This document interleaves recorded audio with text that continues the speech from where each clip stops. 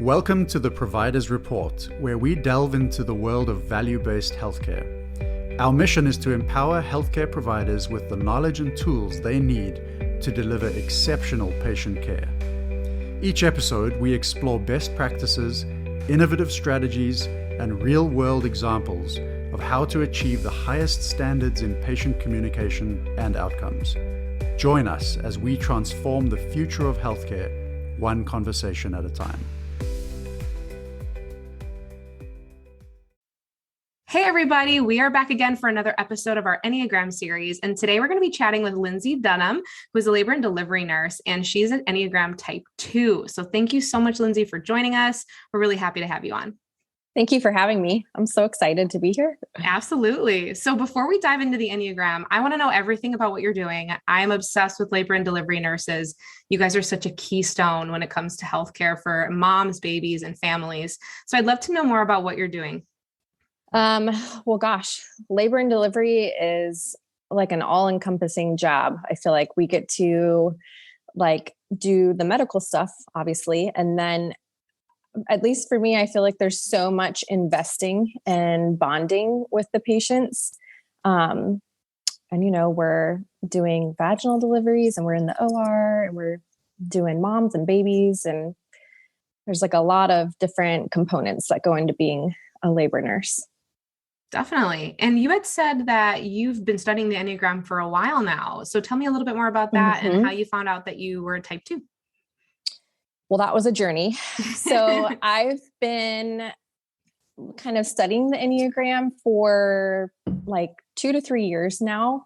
I was going through my divorce and I kind of just happened onto, I had never even heard of the Enneagram, and one of my friends kind of introduced me to it. And immediately felt like it was something that I would enjoy and learn from. So read The Road Back to You was kind of where I started. And then found a bunch of Instagram pages and followed those. And daily since then, I have read up on things and self-reflected, I guess. Yeah. But for a long time, I felt like I was a 1. Knew without a doubt I was a 1.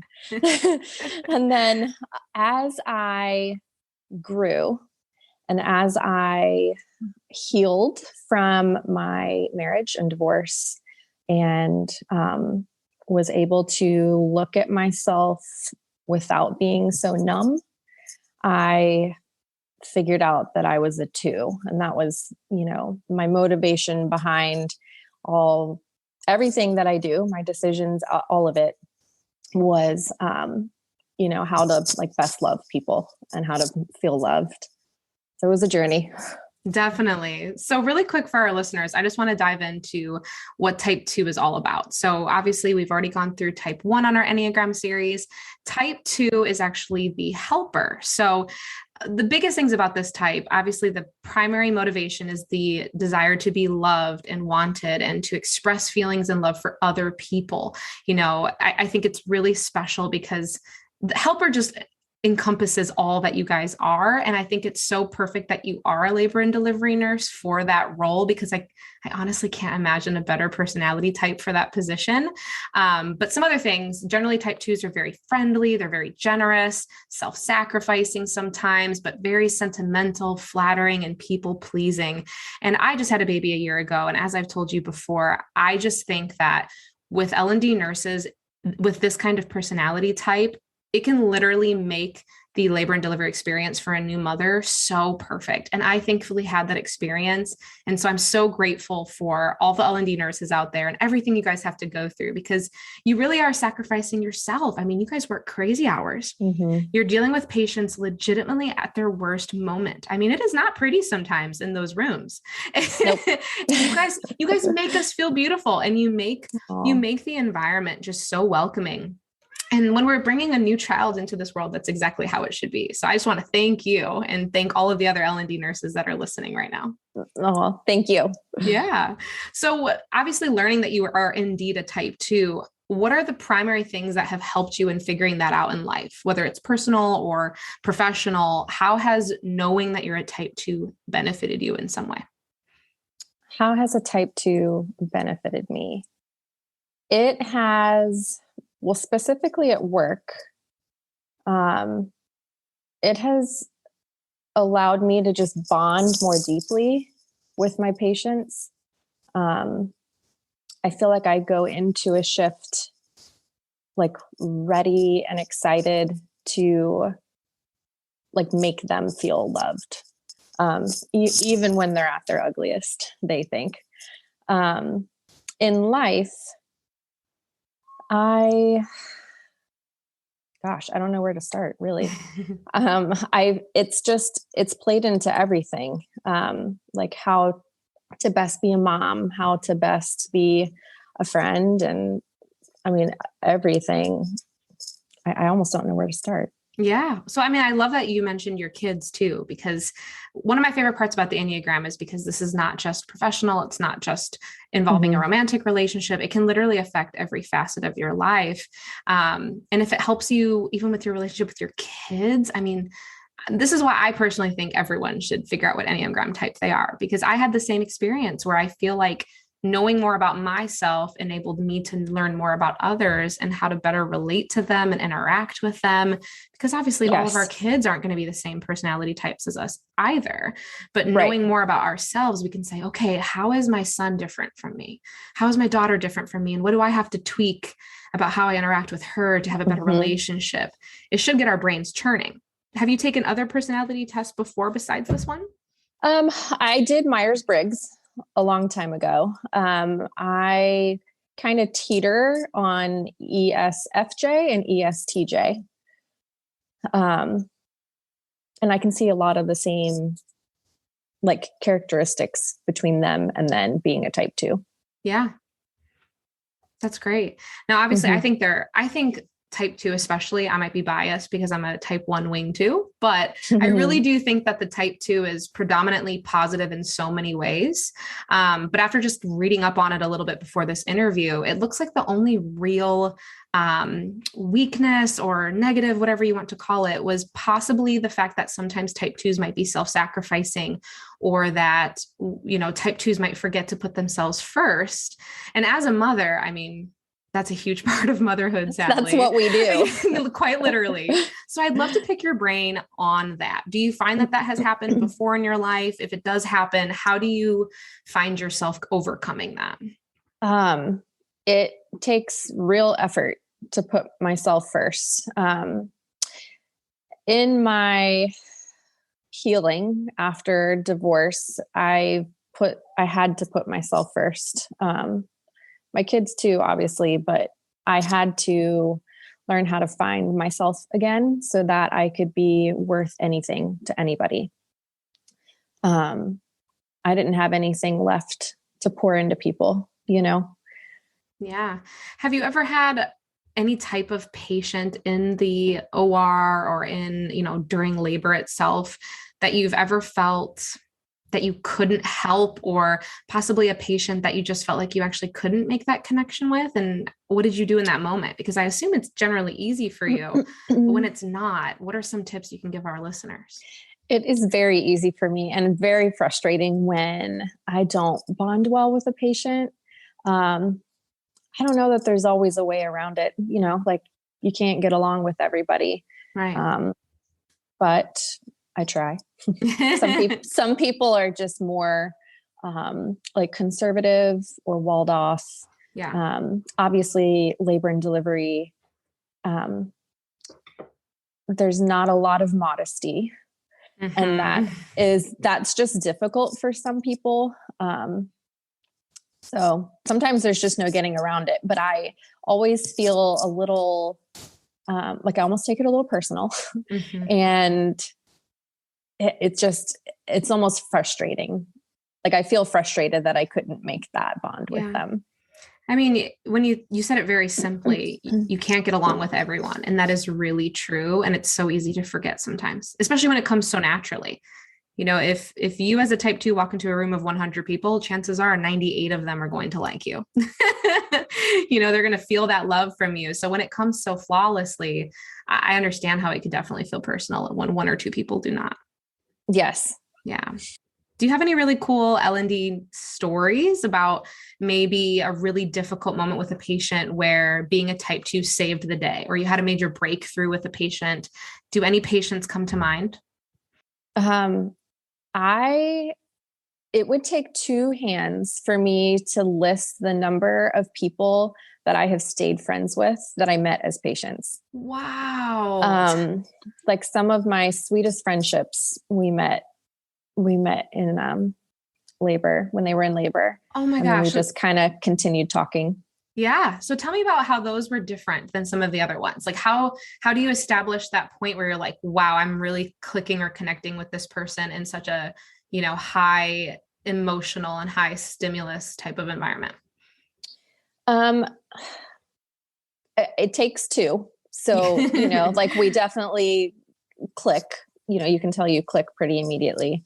And then most of the ones I've kept in touch with were ones that I got to actually do their delivery. I didn't just walk into them already having delivered or postpartum.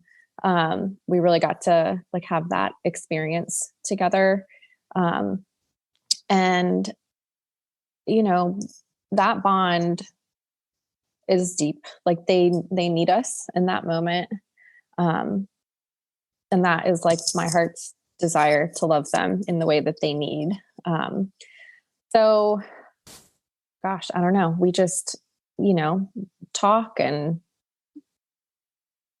are able to like really feel each other through it. And then I don't know, I usually will tell them like, if we've really gotten along, like, oh, try, find me on Facebook or whatever. And from there, it just, so it pretty spirals natural into years of friendships. Yeah. Yeah. Pretty natural. That's great.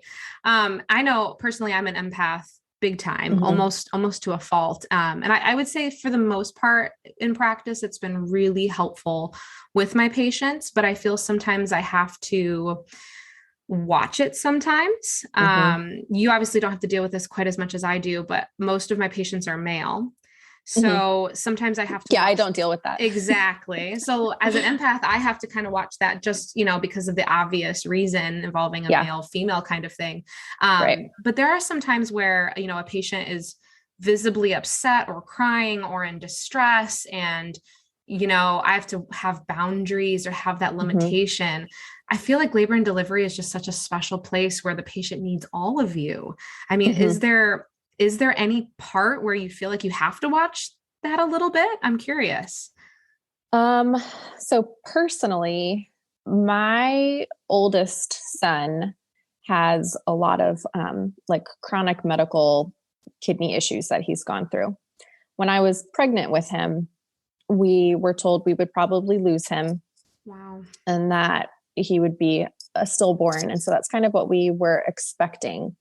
When I get patients that come in, and there's no heartbeat or they have to deliver, a stillborn, those are really difficult for me. Right.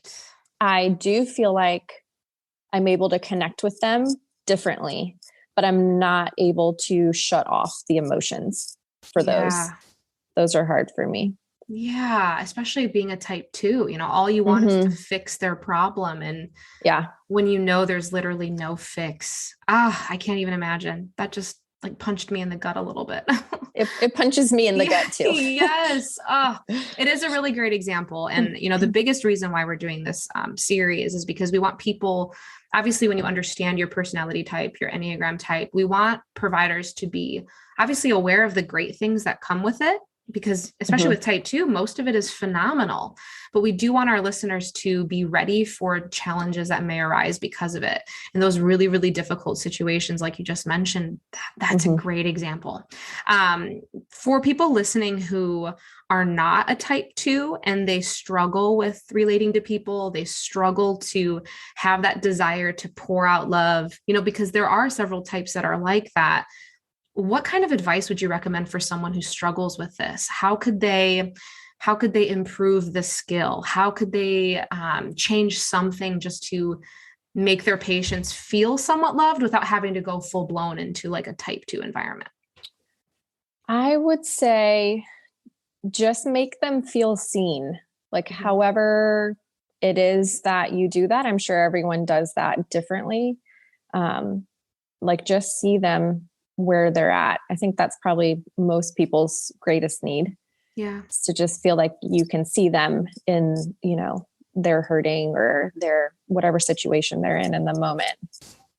Yeah, that's a great point. And at the end of the day, that's all our patients really want. They want to be listened to. They want to be seen. And yeah, especially if it's a skill set that's, difficult for some of our listeners. You're right. Just maybe take a step back and open your eyes, open your ears. Patients can go a long way. It's hard sometimes. It is. It is. Well, before we wrap up, I would love to pick your brain on one last thing. I would love to know your favorite part of being a labor and delivery nurse. And on top of that, your favorite way that being a type 2 ties into it. Like what's the highlight of your career, the highlight of your day when you go in to have a shift? For sure, I would say the relationships. And that's not really a surprising answer from a 2, I guess. But I look forward to being able to like bond with them. If you were to ask me what else I would like to do with my life, I don't know that my answer would change. Like I feel like I am doing what I've been called to do. Like I feel fulfilled and love being able to love people where they're at. I look forward to how I get to relate to people at work. Definitely. So to any nursing students who are listening to this, even pre-med students, L&D, OBGYN, I mean, this is a phenomenal field for this type. I went through this just a year ago with the birth of my daughter, and I cannot stress it enough. This field is incredible. The women who are doing this are just outstanding. So Lindsay, it's been a pleasure to have you on our show. Thank you for all that you're doing for your patients and now for our listeners to help them with their practice. Yeah, of course. Thank you for tuning in to the Provider's Report. We hope you found today's episode valuable and inspiring. To stay updated with our latest episodes, subscribe to our podcast wherever you like to listen. For more resources and continuing education opportunities, visit our website. Together, we can make a difference in the lives of our patients and truly set a standard for value-based healthcare.